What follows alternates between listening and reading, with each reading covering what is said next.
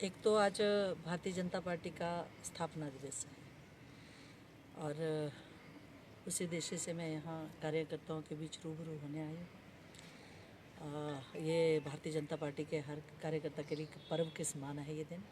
तो उस दिन को हम उत्साह से मनाएंगे। पूरे प्रदेश से में क्या पूरे भारतवर्ष में इस दिवस को बड़े उत्साह से मनाया जा रहा है। और साथ ही साथ लोकसभा के चुनाव भी हैं और आपको मालूम ही है कि विधानसभा के वैसे तो 9 चुनाव होने वाले थे, लेकिन 6 तो तय ही हो गए।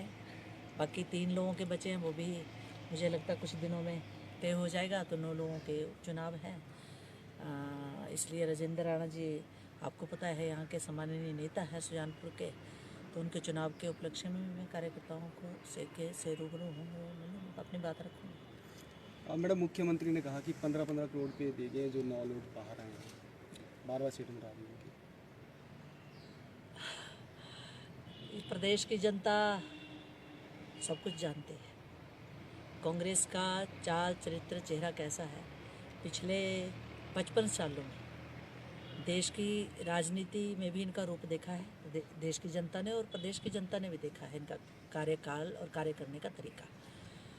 अगर इनके कार्य करने का तरीका सही होता तो ये 9 लोग भारतीय जनता पार्टी कांग्रेस को छोड़ के भारतीय जनता पार्टी में अपना विश्वास व्यक्त क्यों करते। इनको भी देश के यशस्वी प्रधानमंत्री नरेंद्र मोदी जी के जो 10 वर्ष के उनका कार्यकाल रहा है, उसके प्रति इनको भी मान सम्मान है। इसलिए इनका भी भारतीय जनता पार्टी में विश्वास व्यक्त करते हुए भारतीय जनता पार्टी में शामिल हुए हैं। रही बात कि पैसा लेना, खाना देना, ये तो कांग्रेस हमेशा से करती आई है।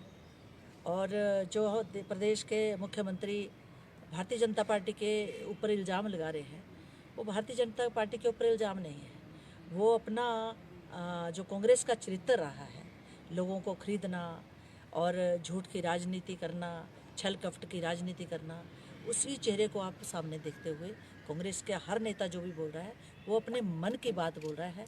भारतीय जनता पार्टी जो है वो जनता के विश्वास पर, जनता के विश्वास को लेकर और उस मूल मंत्र पर जिस पर देश के प्रधानमंत्री 10 वर्षों से कार्य कर रहे हैं, सबका साथ, सबका विकास, सबका प्रयास और सबका विश्वास, उसको लेते हुए जो 10 सालों में भारतीय जनता पार्टी ने पूरे देश में और इवन तक प्रदेश में जो पूर्व की जयराम जी की सरकार रही है, जिनके नेतृत्व में 5 साल भारतीय जनता पार्टी ने प्रदेश में कार्य किया, तो जनता उनके कार्यकलापों को भी जानती है और कांग्रेस के कार्यकलापों को भी जानती है।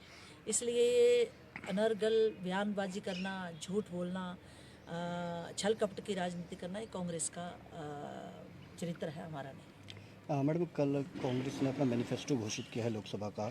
न्याय की बात की जा रही है, बेरोजगारों को रोजगार की बात की जा रही है, क्या कहेंगे इस बारे में? मुझे हैरानी होती है कि उन्होंने अपने घोषणा पत्र का नाम ही न्याय घोषणा पत्र रखा है। 55 साल तक देश में उन्होंने शासन किया, वे किस अन्याय की बात कर रहे हैं। उनको एक प्रश्न पूछना चाहती हूँ, क्या उन्होंने 55 साल की राजनीति में देश के युवाओं के साथ न्याय किया? क्या उन्होंने भारत की संस्कृति, धर्म पर विश्वास किया, उनके साथ न्याय किया? क्या उन्होंने देश की सैन्य शक्ति पर के साथ न्याय किया? क्या उन्होंने देश के इंफ्रास्ट्रक्चर, संस्थागत ढांचे के साथ न्याय किया? क्या उन्होंने देश की नारी शक्ति के क्षमता को पहचान कर क्या उसके साथ न्याय किया? नहीं किया। अगर उन्होंने न्याय किया होता देश की जनता को, मैंने पहले ही कहा कि इनकी राजनीति यही रही है कि देश की भोली भाली जनता को, प्रदेश की भोली भाली जनता को झूठे वायदे करो, उनके साथ छलावा करो, और वही राजनीति देश की कांग्रेस ने 55 साल तक की है। लेकिन अब प्रदेश में भी आप लेटेस्ट देख रहे हैं। और ये जो घोषणा पत्र में, आप पहले ही एक बात देख लीजिए कि इनके घोषणा पत्र में ओपीएस को ही शामिल नहीं किया, जिसको लेकर यहाँ की सरकार बनी, प्रदेश की सरकार बनी। एक तरफ सुक्खू सरकार नोटिफिकेशन कर रही है और दूसरी तरफ केंद्र में इनके नेता कल घोषणा कर रहे हैं कि ओपीएस के ऊपर जो है एक टीम कमेटी गठित की गई है, वो उसके प्रोज और कॉन्स को देखेगी और भविष्य में फैसला करेगी। तो इसका मतलब सुक्खू सरकार झूठ बोल रही है, प्रदेश की जनता के साथ छल कर रही है, यहाँ के कर्मचारियों अधिकारियों के साथ छल कर रही है, यहाँ के कर्मचारियों के साथ। यहीं से बात तय हो जाती है। तो दूसरा है इनकी घोषणा पत्र न्याय की बात मैंने करी थी कि न्याय कहाँ है और किस न्याय की बात करी। मैं तो हैरान हो रही हूँ। मैंने पहले भी प्रश्न आपको किया कि मैं इनसे पूछना चाहती हूँ कि भाई न्याय किसने किया? अगर देश को भ्रष्टाचार के गर्त में धकेला तो किसने धकेला? अगर देश को उसमें क्षेत्रवाद पैदा किया तो किसने किया? इसी कांग्रेस पार्टी ने किया। अगर देश में अलगाववाद पैदा किया तो इन्हीं की नीतियों ने किया। अगर हिंदू सिख मुस्लिम ये जो राजनीति है फूट डालो राज करो कि ये देश को किसने दी? इन्हें नहीं दी। क्या पिछले 10 सालों के प्रधानमंत्री के शासनकाल में आपने कहीं दंगे फसाद होते देखे? प्रधानमंत्री के 10 वर्षों के शासनकाल में देश में तो देश की संस्कृति देश के गौरव की गाथा तो लिखी गई, लेकिन देश में ही नहीं विदेश में भी भारत के गौरव की गाथा लिखी गई। और आज इसलिए देश का प्रधानमंत्री जब विदेशों में जाता है तो उस देश के राष्ट्राध्यक्ष जो है हमारे प्रधानमंत्री के आगे नतमस्तक होते हैं। उन देशों के जो विदेशों के राष्ट्राध्यक्ष हैं वो ये नारा लगाते हैं कि मोदी इज़ द बॉस, और साथ में ही बहुत सारे देशों के राष्ट्राध्यक्ष आज देश का प्रधानमंत्री जब विदेशों में जाता है कितना मान सम्मान बढ़ा है कि सभी कतारबद्ध होकर देश के प्रधानमंत्री का स्वागत करने के लिए खड़े होते हैं। और यही नहीं, देश की संस्कृति और सनातन का कितना परचम देशों में फैला कि आज भारत के देवी देवताओं के मंदिर जो हैं वो उन कंट्रीज़ में भी बनाए जा रहे हैं जिनमें भारत की संस्कृति की बात तो दूर करना, जय श्री राम का नारा नहीं लगाया जाता था।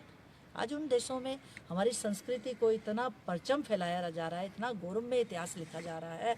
और दूसरा रहा भारत के संस्थागत ढांचे में, और उसमें हिमाचल भी छूता रहा है। चारों तरफ से नेशनल हाईवे से प्रदेश जुड़ रहा है। कभी सोचा था आज़ादी की हम 75वीं वर्षगांठ में 36वीं वर्षगांठ में चले गए? क्या कभी सोचा था किसी ने? आज जो देश का सारा ढांचा, चाहे संस्थागत ढांचा हो, नीतिगत ढांचा हो, चाहे महिलाओं का उत्थान हो, युवाओं का उत्थान हो, ये रोजगार की बात करते हैं। रोजगार तो तब मिलेगा जब देश का संस्थागत ढांचा फलेगा फूलेगा, उसका विकास होगा तो युवाओं को रोजगार मिलेगा। और यही नियम प्रधानमंत्री जी ने रखी है। तो उसमें प्रधानमंत्री जी हमेशा कहते हैं कि देश के हर वर्ग, हर समुदाय, हर जाति को लेकर हम चलेंगे। इसलिए उन्होंने हिंदू सिख मुस्लिम ईसाई के भेदभाव को मिटाकर सबको साथ चलकर देश के विकास की एक नई गाथा लिखी है। और जब वो अभी चुनावों में विजय हासिल करेंगे और फिर तीसरी बार देश के प्रधानमंत्री बनेंगे तो भारत जो है वो विश्व गुरु बनेगा और तीसरी अर्थव्यवस्था बनेगा। ये मैं कहना चाहती हूँ। दिवस है कुठेड़ा में एक भव्य कार्यक्रम का आयोजन किया जा रहा है। आज कुठेड़ा में नहीं बल्कि पूरे देश में भारतीय जनता पार्टी का स्थापना दिवस जो है वो धूमधाम से मनाया जा रहा है। कार्यकर्ताओं में जोश है। ऊपर से पार्लियामेंट का चुनाव है, पूरे देश में पूरा भगमा रहे है। और हिमाचल प्रदेश में पार्लियामेंट के चुनाव के साथ साथ 6 उपचुनाव विधानसभा के भी हो रहे हैं। और पूरे देश में आदरणीय प्रधानमंत्री श्री नरेंद्र मोदी जी के नेतृत्व में जो चुनाव हो रहे हैं, मुझे लग रहा है कि चारों तरफ जो है भारतीय जनता पार्टी जो है वो उसका जो है परचम जो है लहराएगा। और यहाँ पर हिमाचल प्रदेश में जो कांग्रेस की सरकार है जो झूठ की बुनियाद पे खड़ी हुई थी, वो ऐसा लगता है कि ये उस पेशेंट की तरह उसकी स्थिति पहुँच गई है जो पेशेंट बहुत सीरियस होकर वेंटिलेटर पर होता है। उसी तरह इस सरकार की स्थिति है। उपचुनाव खत्म होते ही ये सरकार जो है वो जाने वाली है। और यही कारण है कि प्रदेश के मुख्यमंत्री पूरी तरह बुखला गए हैं। मानसिक संतुलन जो है उनका खो चुका है और अनाप शनाप बयानबाजी करके लोगों का ध्यान बांटने की कोशिश कर रहे हैं। राणा जी, मानहानि की बात हो रही थी पिछले कब तक है और कितना जो है वो मानहानि? 100% आज सभी विधायकों की तरफ से जिनके ऊपर आरोप लगाए हैं उनकी तरफ से मुख्यमंत्री को मानहानि का नोटिस जारी हो जाएगा। अभी भी मेरी शिमला में एडवोकेट से बात हुई है, ड्राफ्ट तैयार हो गया है, फाइनल जो है वो टचिंग हो रही है और थोड़ी देर में जो है आज मुख्यमंत्री को मानहानि का जो है नोटिस हो जाएगा। क्योंकि मन घड़ंत आरोप लगा रहे हैं, लोगों का ध्यान बांटने की कोशिश कर रहे हैं और उनके पास कोई सबूत है तो जनता के समक्ष भी रखें। और हम लोग कोर्ट में मुख्यमंत्री को जो है वो नोटिस करने वाले हैं और कोर्ट में देखेंगे। वहाँ उनके पास कोई सबूत है तो पेश करें, अन्यथा कोर्ट में मामले को फेस करें।